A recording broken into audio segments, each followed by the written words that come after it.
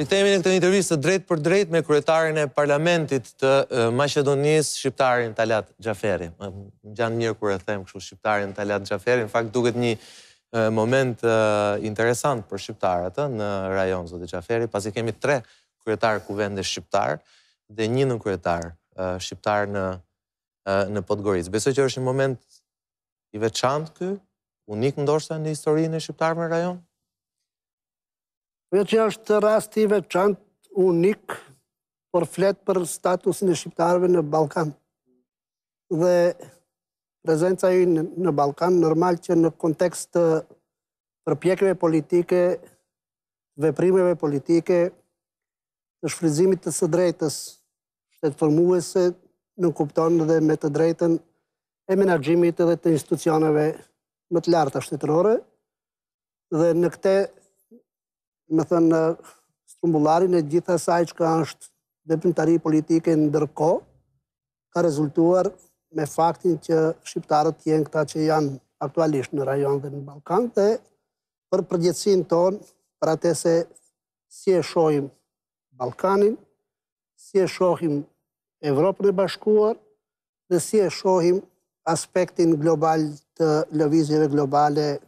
në botë.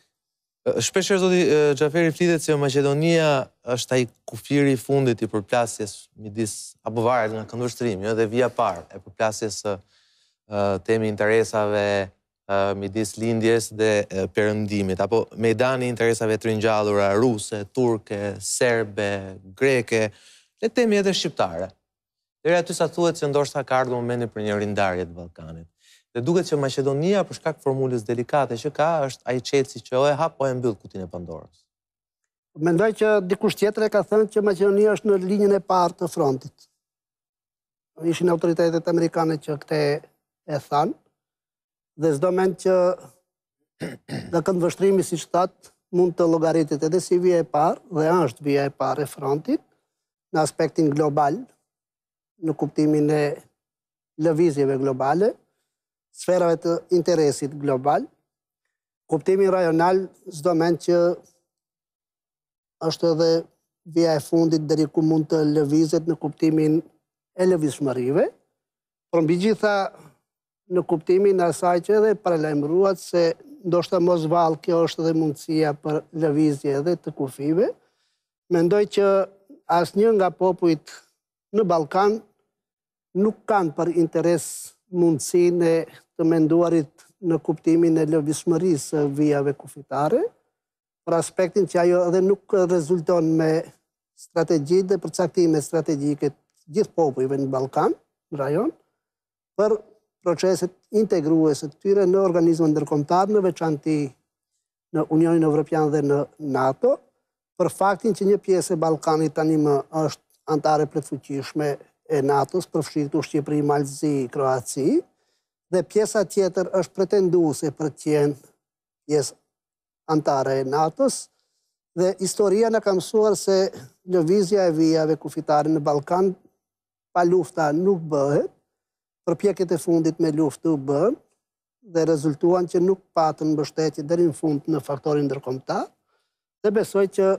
popujt ballkanik, të gjithë pa përjashtim,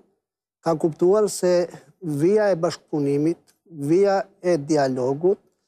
vija e reflektimit ndërrajonal, me gjitha nismat si procesi i Berlinit në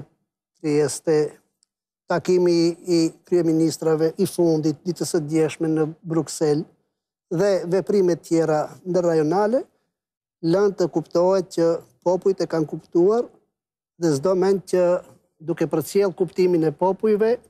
politikanët lokal, gjithsesi rajonal, duhet të reflektojnë kundrejt vullnetit dhe kërkesave të popujve që përfaqësojnë. Megjithatë nuk munguan akuzat nga ata që sigurisht nuk e shohin mirë rritjen e faktorëve shqiptare në rajon, nuk munguan nga akuzat ndaj asaj platformës së përbashkët të partive shqiptare pas zgjedhjeve, sigurisht në ndikimin e Tiranës, që u quhet bile edhe platforma e Tiranës. Sa realisht ka patur dorë Tirana zyrtare në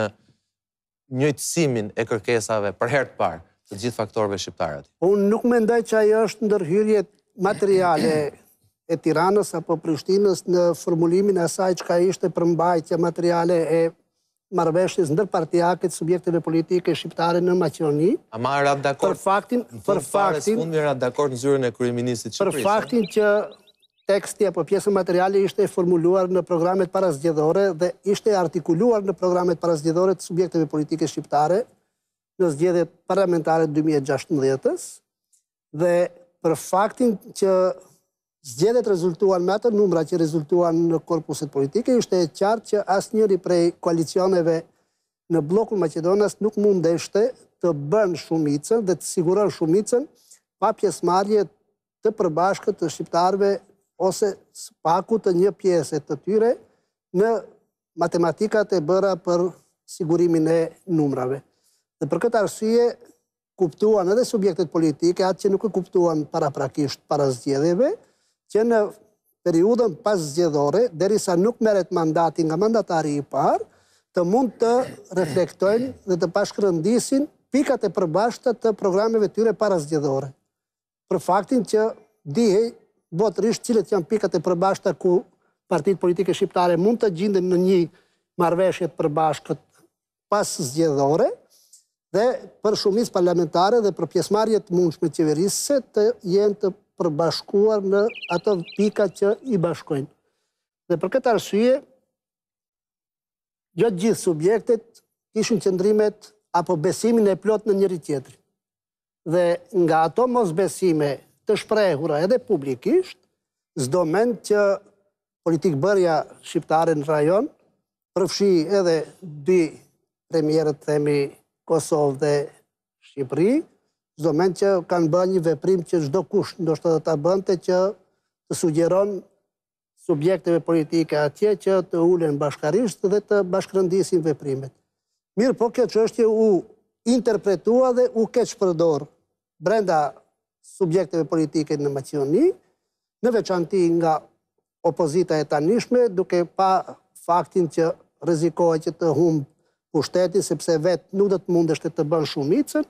dhe ajo u shfrytëzua nga autoritetet Maqedoni që të interpretohet në atë mënyrë dhe në atë mënyrë të motivohet dhe të mobilizohet masa qytetare të themi maqedonase, e cila doli para parlamentit edhe me protesta, gjoja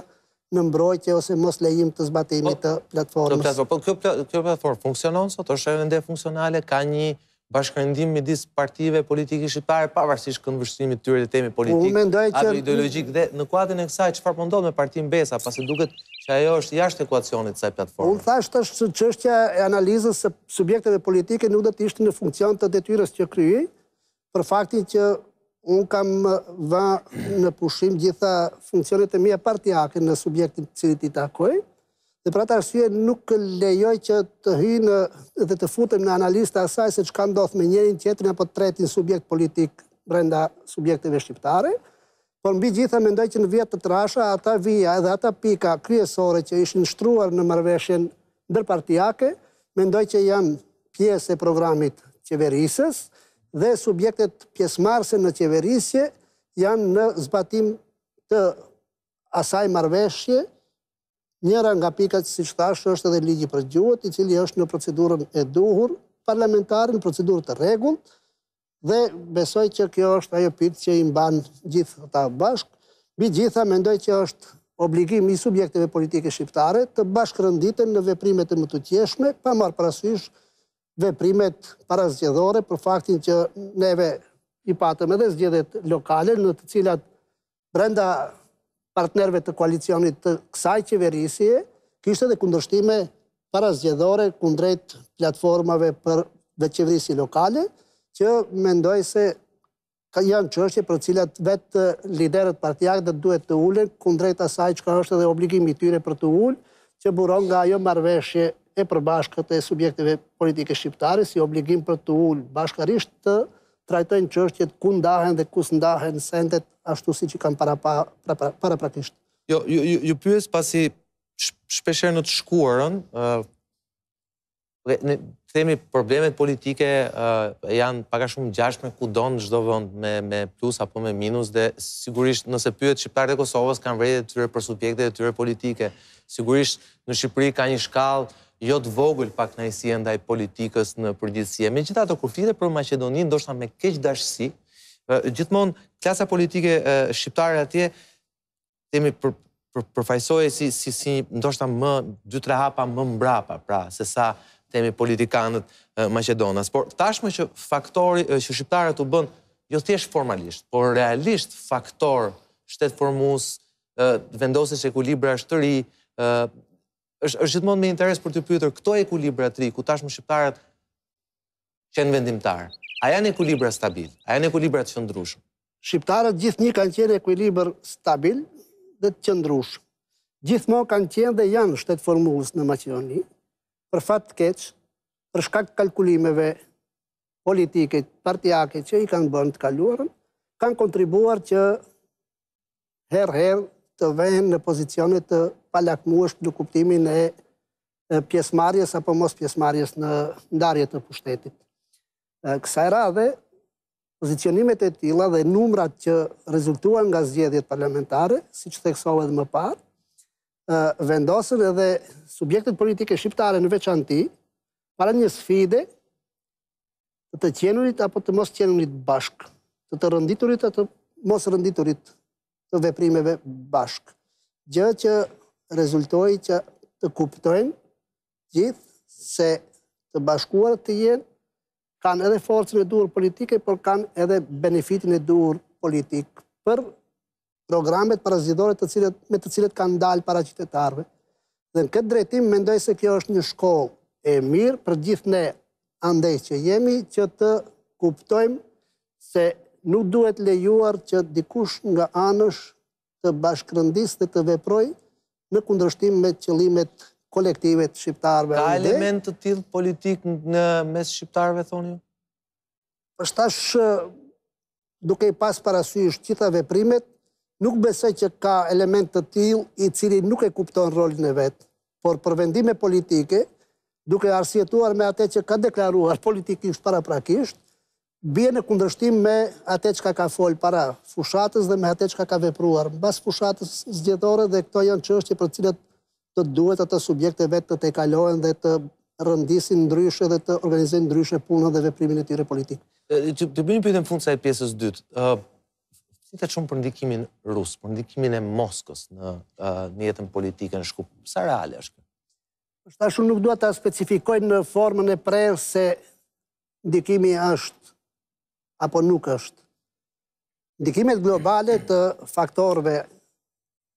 kryesor ndërkombëtar, gjithsesi se janë në përplasje të sipër, jo drejt për drejt vetëm se në rajon, por edhe më gjerë, në pika tjera neuralgjike politike, dhe më thënë dhe geopolitike. Çdo mend që Ballkani edhe historikisht ka qenë pika e goditjeve mes forcave botërore, dhe çdo mend që tendencat për të ruajt ndikimet apo për pat ndikime, gjithsesi se ekzistojnë dhe ajo nuk mund të përjashtohet në formën e prerë se nuk ekziston. Në çfarë forme bëhet? Format janë të njohura në shumë mënyra, qofshin ato politike, qofshin ato diplomatike, qofshin ato ekonomike apo qytetare. Do të thënë janë çështje për të cilat nuk mund të përjashtohen, por format se si ndikohet janë çështje të institucioneve përkatëse, a kur ketë parasysh fakti se Republika e Maqedonisë dhe shumica e qytetarëve të saj strategjikisht janë të përcaktuar për perëndim, atëherë duhet kuptuar që institucionet përkatëse që reflektojnë në këtë drejtim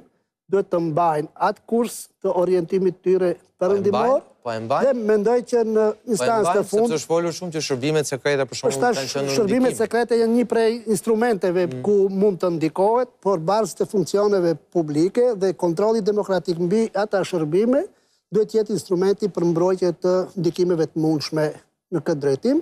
dhe çdo mend që SPAK-u barë si shumice re parlamentare dhe tendenca për reformim edhe të strukturave përkatëse të shërbimeve të jenë të vendosura në mbikëqyrje demokratike të